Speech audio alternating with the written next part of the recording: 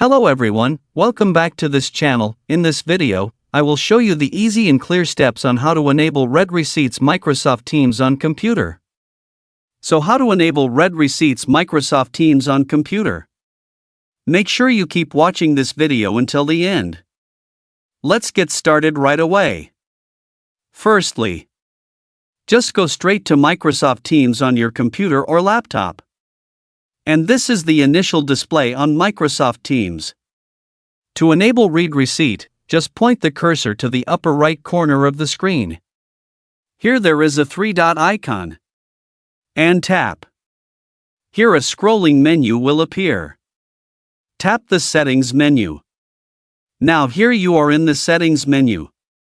Enter the Privacy menu. Now here in the Privacy menu there are several menu options. Here it says Read Receipts. And tap. The function of this feature, if activated, the sender can see if the recipient has read their message. This helps ensure communication is received and understood. So that's it, the tutorial how to enable Read Receipts Microsoft Teams on computer. Thank you for watching. I hope this video is useful. See you in the next video.